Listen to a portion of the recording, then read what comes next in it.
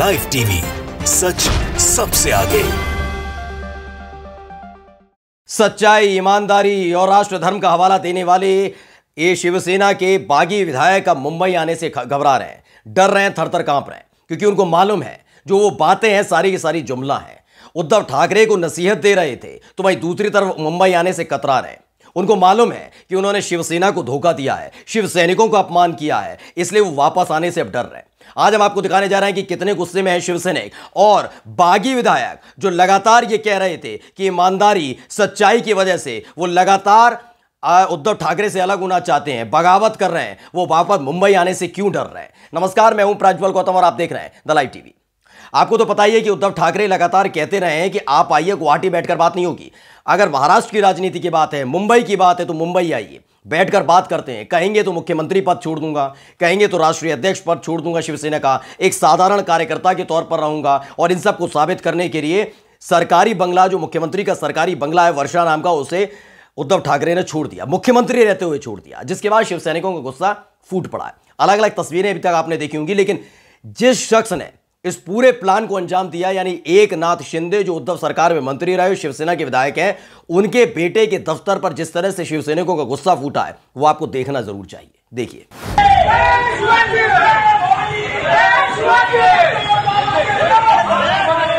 अलग अलग तस्वीरें इसके अलावा भी आपने देखी होंगी कि कैसे शिवसैनिकों को गुस्सा फूट पड़ा है। गुस्सा इसलिए है क्योंकि आप शिवसेना के बैनर तले चुनाव लड़ते हैं, उसके चुनाव चिन्ह पर चुनाव लड़ते हैं, आप उनका नाम लेकर चुनाव लड़ते हैं, उद्धव ठाकरे के नाम पर चुनाव लड़ते हैं, बाला साहब ठाकरे के नाम पर चुनाव लड़ते हैं और चुनाव जीत भी जाते हैं, आपको मंत्री पद भी मिल जाता है। लेकिन आखिर ऐसा क्या होता है जिसके चलते आप बगावत पर उतारू हो जाते हैं? इसको लेकर शिवसैनिकों में गुस्सा है।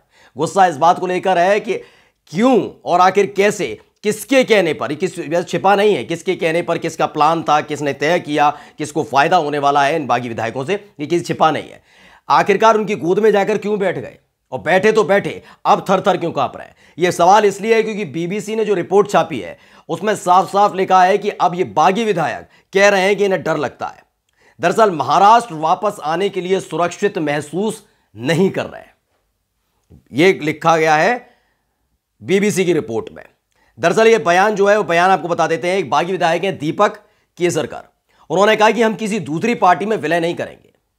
जहां तक बाला साहब ठाकरे के नाम का इस्तेमाल करने की बात है तो हम नियमों की जांच करेंगे और बदलावों पर विचार करेंगे। हमारे पास संख्या है, लेकिन हम महाराष्ट्र वापस आने के लिए सुरक्षित महसूस नहीं कर रहे हैं। यह बात उनकी तरफ से कही है, हम सुरक्षित महसूस नहीं कर रहे हैं, हम वापस आने के लिए तैयार बैठे हो, लेकिन हम सुरक्षित महसूस नहीं कर रहे हैं। क्यों नहीं कर रहे हैं, आपने तस्वीरों में देख ही लिया। और इनके अंदर का डर भी है, ये जानते हैं इन्होंने सीधे तौर पर शिवसैनिकों को धोखा दे दिया है। शिवसैनिक, शिवसेना, ये तमाम लोग इस बात को बर्दाश्त नहीं कर रहे हैं। आपने अलग अलग तस्वीरें भी देखी होंगी किस तरह से जो बागी विधायक हैं उनके दफ्तरों पर हमला किया जा रहा है, नाराजगी व्यक्त की जा रही है, तोड़फोड़ की जा रही है। नाराजगी इसलिए है कि आपको अगर कोई नाराजगी थी तो आप क्यों चले गए सूरत, क्यों चले गए गुवाहाटी, भाजपा शासित राज्य में जाकर अपनी ईमानदारी का परिचय क्यों दे रहे हो?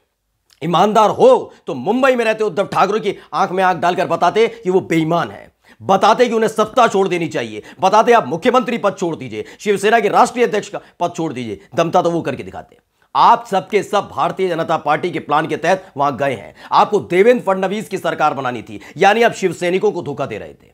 हिंदुत्व विद्युत का ठेका कोई लेकर नहीं बैठा हुआ, ये वहां बैठकर सिर्फ और सिर्फ भाजपा को मजबूत करने का काम कर रहे हैं, खुद के लिए काम कर रहे हैं। और इस बात को शिवसैनिक समझ चुके हैं। शुरुआत में शिवसैनिकों के मन में शंका आने लगी थी, लेकिन जैसे ही उद्धव ठाकरे ने मुख्यमंत्री पद छोड़ने का ऐलान कर दिया, जैसे ही उन्होंने कहा कि मैं राष्ट्रीय अध्यक्ष पद छोड़ दूंगा, शिवसैनिक एकजुट हो चुके थे। और अब ये विधायक दीपक केसरकर जैसे विधायक अब कह रहे हैं कि उन्हें डर लग रहा है। इस पर एक प्रतिक्रियाएं भी आई हैं, जो प्रतिक्रियाएं वो भी आपको पढ़कर बताऊंगा। एक डॉक्टर नेहल सुरेश्वर है, वो कहते हैं गद्दारों को डर तो लगेगा ही ना, अब किस मुंह से आएंगे महाराष्ट्र में। बिल्कुल सही, अब इन्हें गद्दार करार इसलिए दिया जा रहा है क्योंकि आप एक बात सोचिए, मैं आज शिवसेना की बात नहीं करूंगा, मैं कांग्रेस और विपक्ष के किसी नेता की बात, मैं बीजेपी के नेताओं की बात करूंगा। बीजेपी के चुनाव चिन्ह पर जीतने वाला अगर उन्हीं को आंखें दिखाने लगे तो इसका मतलब क्या है? मतलब क्या है? और घुटन अगर महसूस हो रही थी तो 2.5 साल में घुटन महसूस क्यों नहीं हुई? और अगर वाकई आप राष्ट्रवादी हैं, अगर आपको वाकई लगता है कि आप जो कर रहे हैं सच सही कर रहे हैं, तो आप महाराष्ट्र में रह के करते ना, अपनी जनता को अपने साथ रखते ना, भुला देते शिवसेना को, कोई बात नहीं, लेकिन अपनी जनता को विश्वास में रखकर कोई बड़ा ऐलान करते। आप जाते हैं सूरत जो भाजपा शासित राज्य है, आप जाते हैं असम जो भाजपा शासित राज्य है, वहां रुकते हैं। आप आते हैं दिल्ली, स्पेस जो वहां पर प्राइवेट जेट है, वह प्राइवेट जेट का लगातार इस्तेमाल किया जा रहा है, लाना ले जाना हो रहा है, खाना पिलाना हो रहा है, तमाम चीजें कर रहा हो। कौन कर रहा है?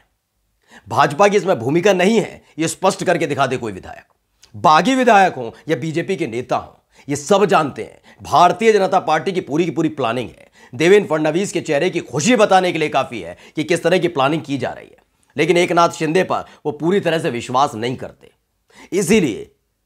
इसीलिए लगातार बैठकों का दौर जारी है। तो वही दूसरी तरफ बागी विधायकों को अब डर सताने लगा है कि मुंबई जाकर क्या होगा। वो गुवाहाटी से, असम से, गुजरात से नहीं है विधायक, वो विधायक है महाराष्ट्र से, और महाराष्ट्र के विधायक होने के नाते उन्हें वापस आना होगा। लेकिन आएंगे किस मुंह से? क्योंकि उन्होंने अपनी ही पार्टी को, अपने ही कार्यकर्ताओं को, अपने ही नेताओं को धोखा दे दिया है, अपने समर्थकों के साथ धोखाधड़ी की है। इसलिए वो डर रहे हैं, घबरा रहे हैं। जिन लोगों ने वोट मांगे और वोट दिए, उनके साथ जालसाजी की है, ठगी की है, इसलिए अब उनको डर लग रहा है कि कैसे उस जनता के बीच में जाया जाएगा।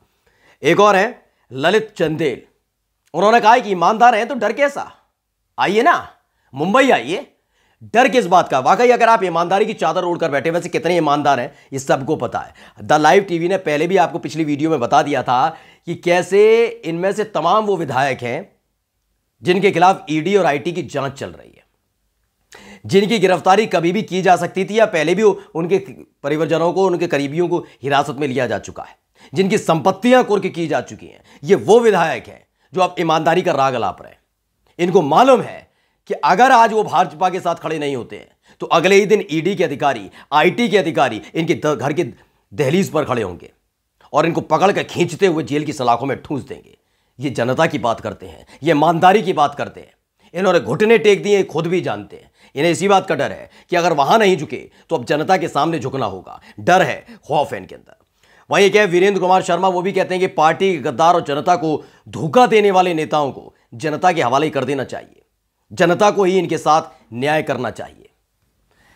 ये जो तमाम कमेंट्स हैं, ये तमाम जो सोशल मीडिया पर प्रतिक्रियाएं आ रही हैं, इसे बैठकर गुवाहाटी में ये तमाम बागी विधायक पढ़ भी रहे हैं। जो तमाम तस्वीरें निकल कर आ रही हैं मुंबई की कि कैसे नाराजगी व्यक्त की जा रही है, तमाम भारतीय पार्टी के साथ जाने के लिए एवज में जो इनाम मिलने वाला है, शिवसैनिक कितने नाराज है इस बात को लेकर, शिवसेना के कार्यकर्ता कितने नाराज हैं, एक एक तस्वीर वहां तक पहुंच रही है। ये तो इनाम है भाई, आप तो ईमानदार हुए हैं। अगर ईमानदार हैं तो आइए मुंबई आने से घबराते क्यों है? क्योंकि चुने आप गुवाहाटी में नहीं गए, सूरत में नहीं गए, आपको मुंबई की जनता ने चुना था, शिव सैनिकों ने चुना था, तो आइए मुंबई। लेकिन अब थर-थर कांपने लगे हैं, धोखाधड़ी ज्यादा दिन चल नहीं पाती। नमस्कार। द लाइव टीवी, सच सबसे आगे।